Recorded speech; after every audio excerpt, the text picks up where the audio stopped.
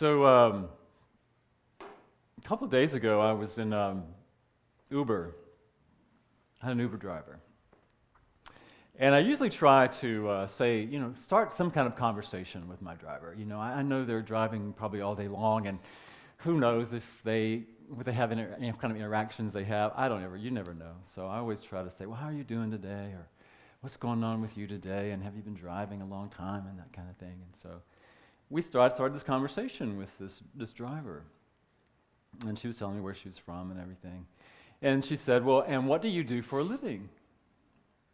And I'm always a little bit reluctant to tell people I'm a minister because you never know what kind of reaction you're going to get. And so I said, okay, well, I'm actually a minister.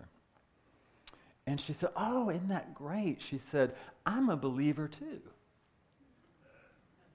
And when somebody says I'm a believer too, I immediately think, oh, yeah, well, you think I'm that kind of minister. Right? Right? I'm not quite that kind of minister. Right? So then she started talking about all that, and I was listening, and at the same time I was thinking about, well, I'm a believer. What do I really believe? She was telling me what she believed. And so I was thinking about, belief. What is it I really believe? And I was thinking about, well, what did I used to believe and that I don't really believe any longer? And are some of those beliefs that I used to hold really good and valuable? Or are some of those beliefs things that I could really reclaim in my life?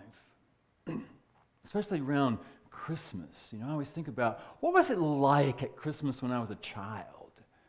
What did I believe when I was a child? Wasn't Christmas such a magical time? Isn't it really sort of magical? Maybe not for everybody. But remember Santa Claus and presents and waking up on Christmas Day? When I was a kid, some of you may remember back to being a kid when there was like 2 television stations. Anybody else remember that? Maybe 3. No cable. You had the antenna, coming out of the TV. That was, when I was a kid. And there was this program on Channel 6 in Augusta, Georgia, called the Trooper Terry Show. And the Trooper Terry had this children's program that was on in the afternoons after school. And he would have an audience of kids, and I think our mothers liked watching it because they had a crush on Trooper Terry, actually. In fact, later I found out that was in fact the case, that they all thought he was good looking. So they wanted to watch it. But anyway, we got to watch it every afternoon. But at Christmas time, it was really special because they would invite us, the kids, to write letters to Santa Claus in care of the TV station. And Trooper Terry, it was magical because Trooper Terry had this special relationship with Santa Claus. And he would have Santa Claus, he would sort of have Santa Claus on the screen like from the North Pole. And they would show Santa Claus from the North Pole. But even better than that, Trooper Terry and Santa Claus, Trooper Terry would sometimes lay his finger beside his nose and nod his head, and all of a sudden he would be at the North Pole with Santa Claus. Magical, right?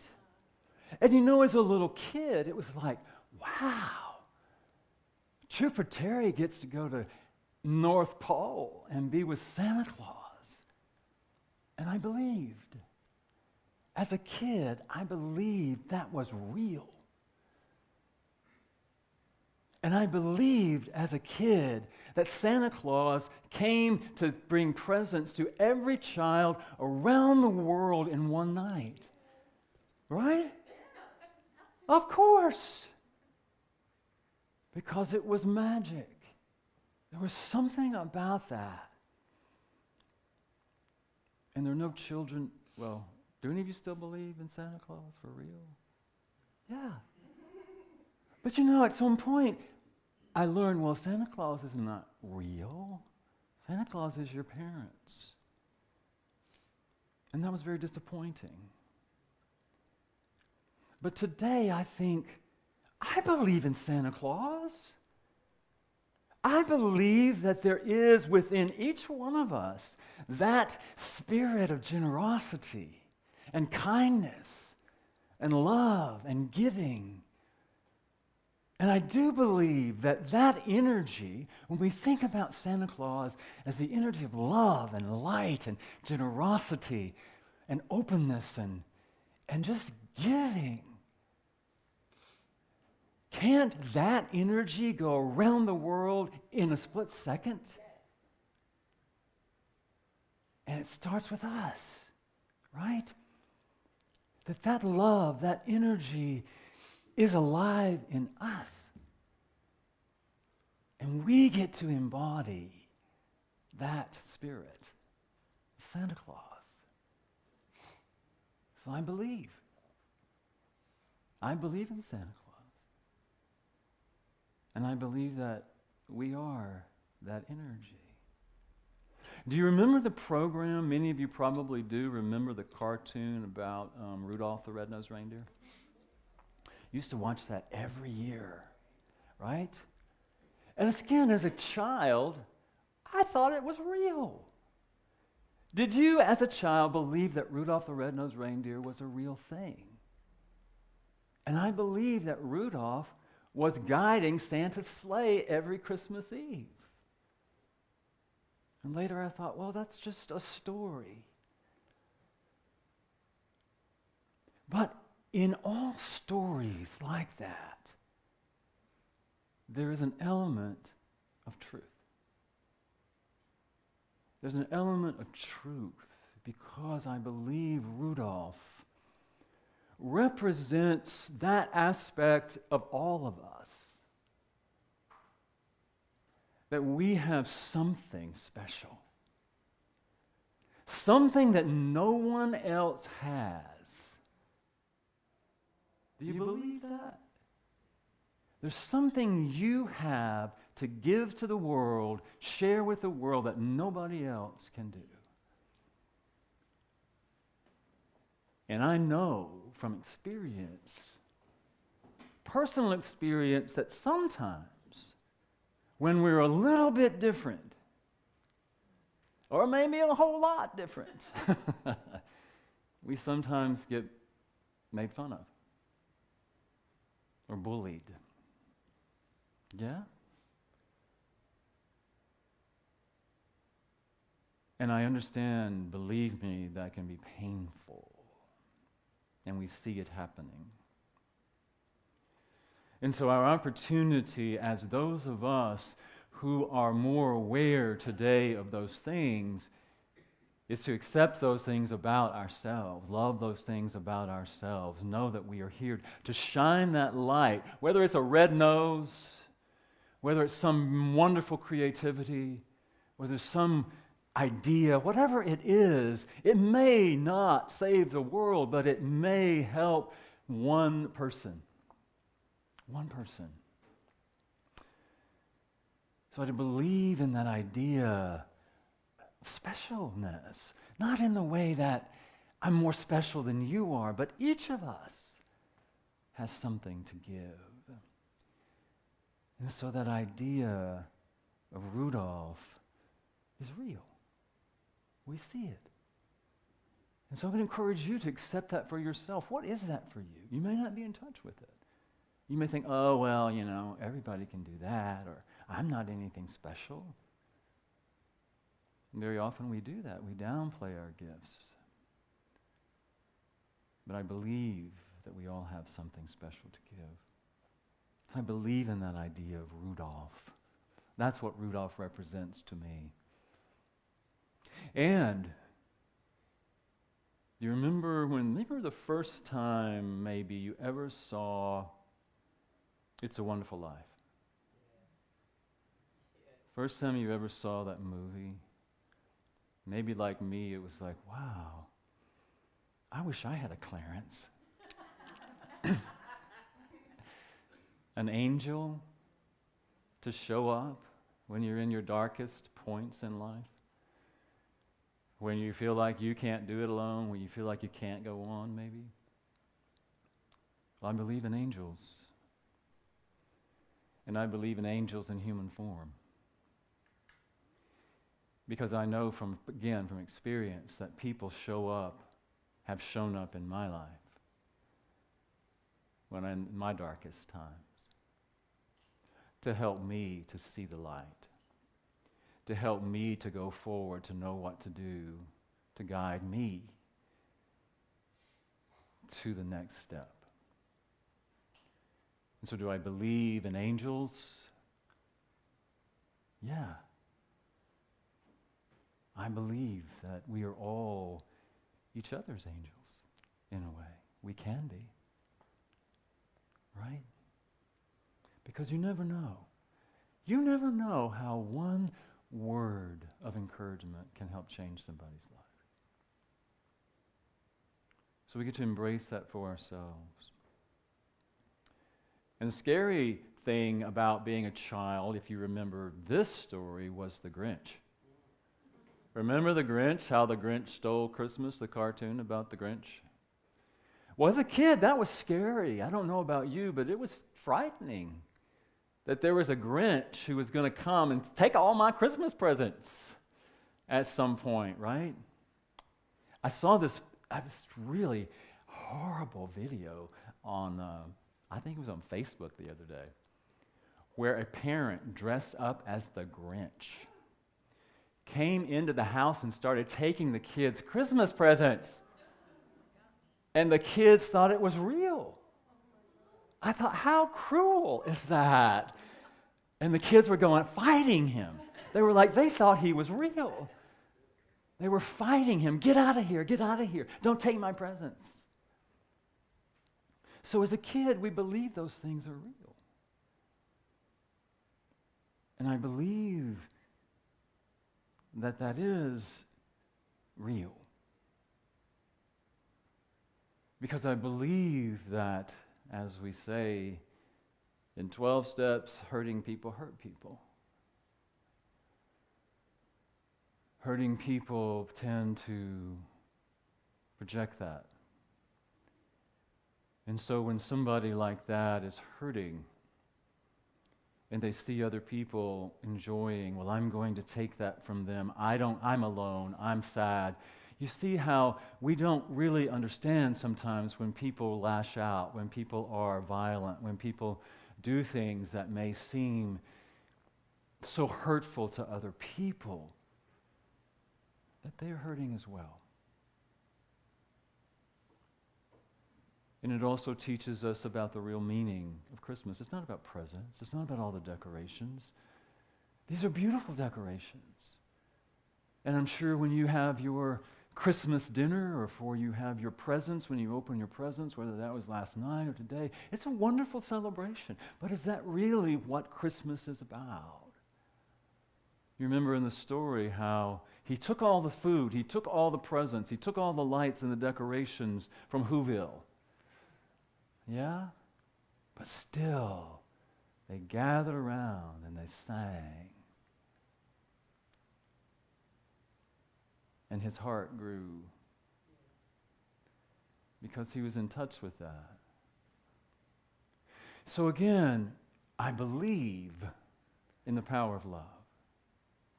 I believe in the power of gathering, of community. I believe how important it is to embrace people,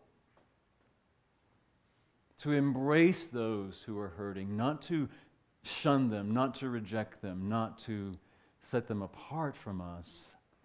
Not that any of us would do that, but have to believe in the power of love in our hearts and coming together. And the community, family, is important. So I believe in the power of love. I believe, as we're talking about the story of Christmas, I believe in the possibility and the probability of a virgin birth. Not necessarily in the way that we think of it today, but the virgin birth represents the purity of our hearts, the openness of our hearts, the innocence of our hearts and minds, where we're willing and open to say yes to Spirit. We're willing and open to say, yes, I am the one who is willing and ready and capable of giving birth to that Christ consciousness. Purity of mind and heart and intention. Represented by this idea of the virgin birth. Do I believe that angel Gabriel came and spoke to Mary and to Joseph? Well, I believe in the idea of angels as divine ideas of God that appear to all of us. It may not appear in a form of a winged creature or something descending from heaven or some light in the sky, but it's a voice, it's an inner knowing. Have you had that experience where you just know? Where you hear something or you feel something or you sense something and you don't know where it came from? It can be an angel. Yeah. Do I believe a star appeared in the sky and showed the way to where Jesus was born? Well, I believe in what that represents. Because I believe we all have that within us as well. That star, that guiding light. It's always guiding us to the right and perfect place for us. Guiding us to our highest and best good. Now, do we always follow the star? No. But it's there. And we can always come back. If we find ourselves going a different way, we can always follow, reconnect, and follow the star. So do I believe that? Of course. Do I believe Jesus was born in a manger, in a stable? Well, I believe in what that represents. I believe it represents that the Christ is born within us in a very humble place. That it can't be about our ego. It can't be about a spiritualized ego. In fact, it's letting go of all of that. Letting go of some notion of who we think we're supposed to be or who we think we are or how society has defined us or how we have defined us or how we think we're supposed to show up in the world, and letting go and surrendering to that Christ that is born within us and letting that be our truth. Humble. Talked about that a few weeks ago. Humility. Being willing and open.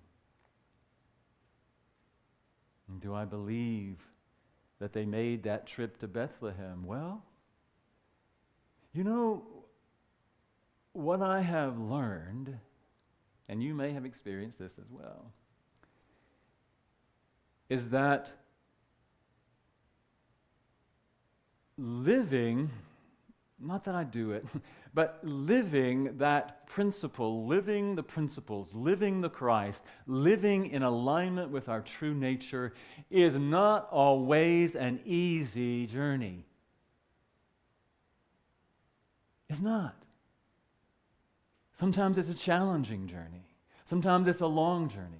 It is always, to me, it is a day-by-day decision, a day-by-day choice. And we have to move over some rough terrain sometimes in order to do that. And sometimes we get stymied, we get stopped, we get blocked in some ways. So it's a journey. The journey to Bethlehem that they made so that Jesus could be born there represents that journey that we all are on. Wherever you happen to be on that journey. Is it always smooth? No. But our opportunity is to keep walking on that journey until, well, I was going to say until we arrive. I think we're always on that journey. Do I believe the wise men showed up? The Magi with the gifts? Sure. I believe that. Bringing the gifts of frankincense and gold and myrrh. I believe that that's us.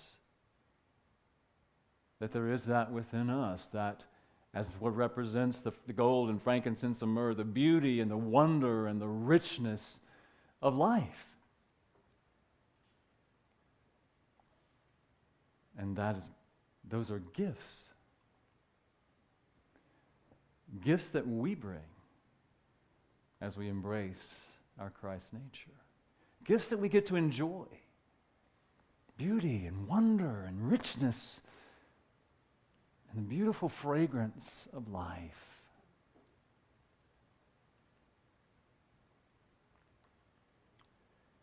So do I believe in those stories? Do I believe in the factual, that I believe necessarily they're factual? I don't know. But I believe in the truth that story embodies. And I believe that truth is universal. I believe that all of that is universal. I believe no matter whether you call yourself a Christian or Jew or Buddhist or Muslim, however you might identify yourself as a nun. I don't mean N-U-N, but N-O-N-E, right? Whether you don't identify at all. The truth contained in the story is universal. Whether you call that the Christ, whether you call it the Buddha nature, whether you call it the true light, the higher self, it's all the same thing.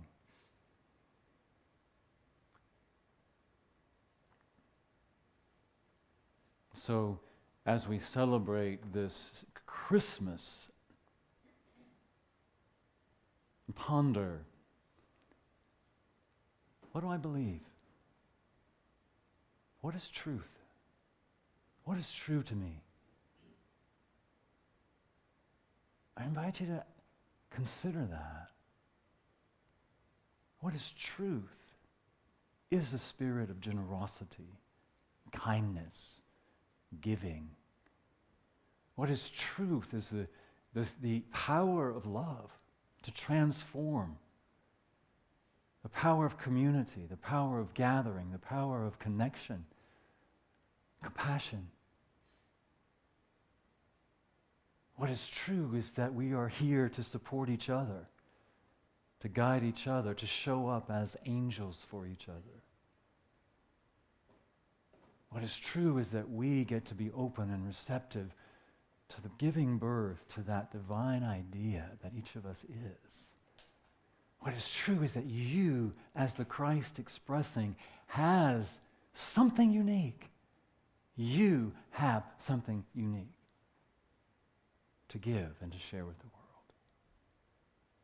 And what is true is that it's all right here, just waiting for us to claim it, to allow it, to give it birth in the humbleness of our hearts, and then to receive the gifts of that. The beauty, the wonder, the peace, the joy of life.